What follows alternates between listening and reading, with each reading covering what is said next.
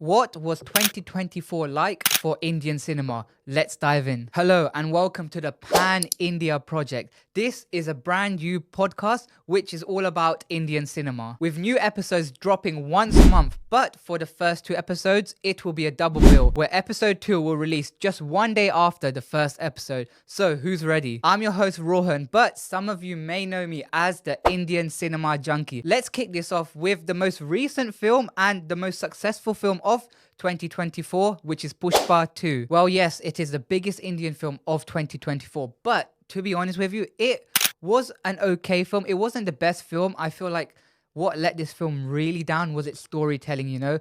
They had something with the first one and they should have used it a lot more instead of incorporating this whole new portion to the film. And the comedy to this film though was really good. I mean, what could possibly happen for Pushpa 3? Well, spoiler alert. At the end of this film, we see this arrival of a new character and there's a skull-like logo. Now we see some flowers with that very same skull logo on it and it sounds like a bomb. Now, what could have possibly happened at these events? Well, we'll have to wait and see for part 3, and which characters could have died during this blast? We'll have to wait and find out. However, what if this film actually released when it was supposed to, which was meant to be on the 15th of August? It would have clashed with another big film we got to witness earlier this year, which was Stree 2. I mean, would it have really done the same business? Maybe not. Let's move over to the second biggest Indian film of 2024, which is Kalki 298 AD. This is a one of a kind for Indian cinema, which we've shown through the visuals of this film. They were really cinematic. It was like a Marvel film, but for Indian cinema. Now, this film had Prabhas, Amitabh Bachchan, Deepika Padukone, and we got to witness Kamal Hassan as the big villain to this film. And overall, this film was good. And I think with this film, the first half was kind of slow, but when we get to the second half of this film was really good. And it did have references to the Mahabharata as well. But have you noticed a trend with both of these films? Well, they have Telugu actors in both of these films. So is the Telugu industry number one within the whole of Indian cinema? I mean, what do you think? Put your thoughts in the comments, because out of the top 4 Indian films this year, 3 have been Telugu films. But that's not been the only industry within Indian cinema which has had a phenomenal year, because you have the Malayalam cinema industry, which has had a brilliant year this year. You've had films like Avesham, Manjamel Boys, The Goat Life, and one of the best films this year, which is Shuksma Darshini. But to be honest with you, all of these 4 films were decent. Now, especially Shuksma Darshini. That was a brilliant and well-crafted film. From start to finish, it kept you on your toes, and the plot twist could have been done slightly better, but honestly, it was an amazing film. And we get to witness what peak Indian cinema looks like when they showcase one of the scenes from this movie. However, let's move over to my favorite movie of 2024. Did anyone expect this film to do so well at the box office? Now, I'm talking about Stree 2. This film was incredible. It was kind of scary to begin with. They nailed the horror aspects, but the comedy aspects was amazing in this film. It was really funny. Rajkumar Rao singing Baby Come Down was definitely a highlight in this film, and a highlight for Indian cinema this year as well. And especially when we get to Shraddha Kapoor's entrance just before the second half of this film. That entrance was amazing. The way they portrayed her was like a badass. And to see a woman get portrayed in that kind of role, I mean, when do we even see it in Indian cinema? Normally it's the men that get presented in this massy, heroic way. But when she turned up, damn, it was amazing. And they should do more like this. I mean, Stree 2 worked for several reasons, right? It was funny. The horror elements were decent as well. Also, the fact that this film had no song remakes. I mean, when do we even see films which have no remakes in anymore? I mean, it's kind of rare, right? And this was one film that had no remakes, and the music in this film was good as well. So it's definitely one of those films you had to watch in 2024. Now, what were some of my other favorite films of 2024? We had Dalapati's Vijay, the greatest of all time, which I actually really enjoyed. I mean, I went to see this film twice in the cinemas, and the first time, the cinema experience was phenomenal.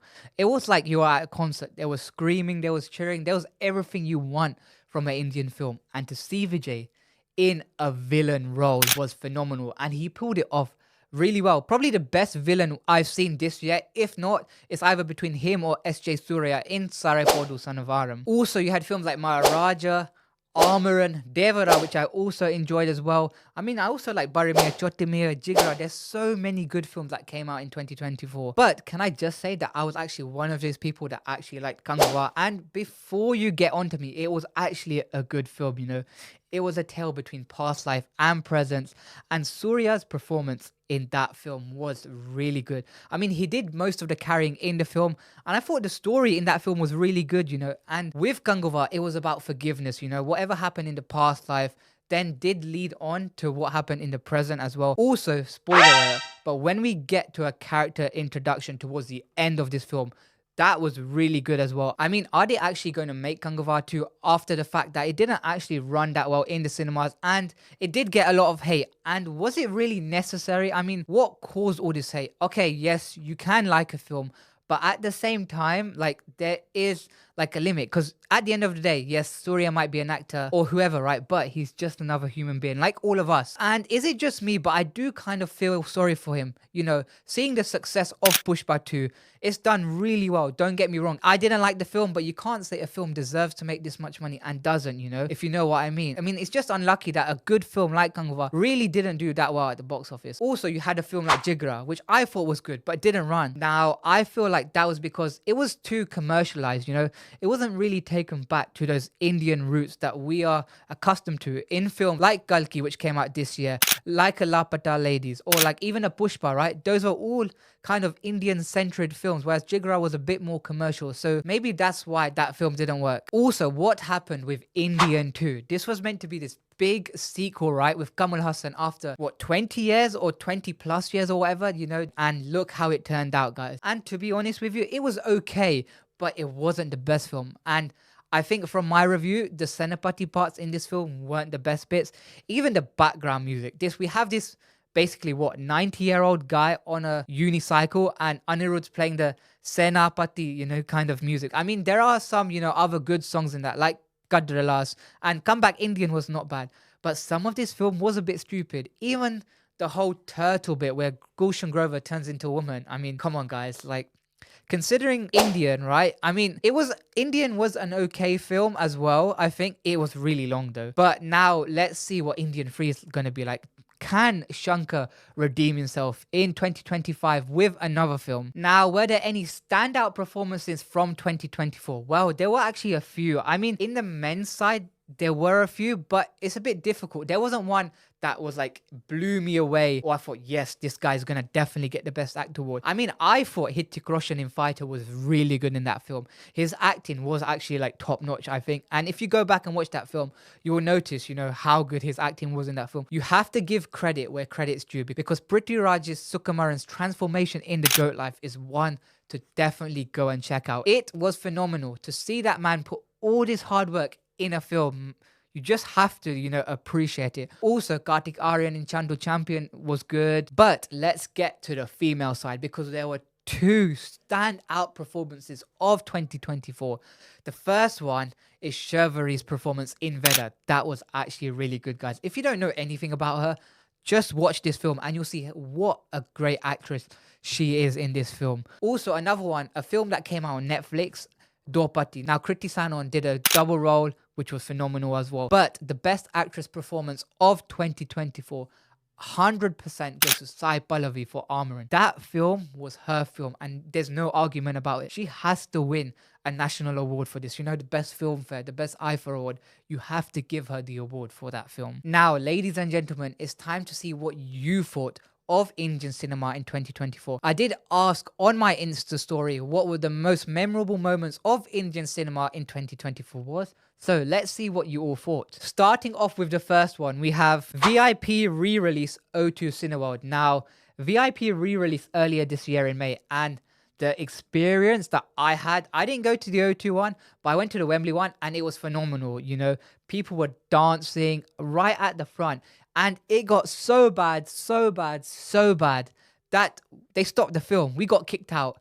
We didn't even make it through the first half of that film. Now, is that good or is that bad? I mean, it's one of the, if not the craziest cinema experience I've seen in my life, you know? I mean, you had the song in this film, Udangada Sangha. Now, VIP was a really good film, you know? And it should re-release, I mean, every year, right? I mean, what do you think of that idea? Now, the next one we have is Tupaki Pudingada Shiva. Correct me if I'm wrong, but I believe that's from GOAT when Vijay gives the gun to SK. Now, was that a passing of the torch moment? I mean, was that a sign that, look, now that I'm going to politics, which is quite sad, but now that I'm going to politics, it's up to you to take care of the industry and to look after my fans. What do you think? Do you think SK is going to be not a next Dalapati Vijay, but get onto that level? Now, the third one on the list is Surya Putra Vaitakartana. I don't know where this is actually from, so whoever sent this, please let me know. I mean, is it from Kanga? Because if it is, and if you liked it, then we definitely can be friends. And the next one we have is also Lapita Ladies getting into the Oscar race. Yes, Lapita Ladies did deserve going, into the Oscar race. It was a good film, and to be honest with you, this is where it worked because, it is in the roots of Indian culture. I mean, it is very Indian-y, They didn't commercialize it or anything. They stuck to the roots and it worked. And I think that's a trend for films that worked in 2024 within Indian cinema, Stick to the roots. Don't commercialize a film too much and you might get some success. The next one we have is the re-releases of iconic films. It felt amazing to see the classics on the big screen again. Yes, I can definitely agree with this. We had some phenomenal re-releases this year. Just to name a few, we had Gilly, we had VIP, we also had a thing called Shah Rukh Khan Classics in the UK. I mean, there was Mohabatan. There was so many. Also, there was Indra, which I guess was an underrated re-release or people missed out because the vibes in that film were phenomenal. Also, we got to see Salah re-release as well. We had Tupaki, we had Master, we had Pokeri. We had so many re-releases this year. And the last one we have here was Maharaja, Amaran and Goat. Yes, these were all three really good films, And thank you for whoever sent all of these over. So, what was Indian cinema like in 2024? Well, it was a good year, I would say, but it was not the best year at the same time. There was 3 films which literally ran away with the box office. And the rest were, some did well, some didn't. But, there was Malayalam cinema, which definitely had a breakthrough year with some good films, And you had films like Kalki, Street 2. So there were good films as well. But the year could have gone a bit better. However, what can we expect from Indian cinema in 2025? Well, that's what I'm going to talk about in episode 2 of the Pan India project. So make sure to subscribe and hit that notification button to stay up to date when all the episodes release.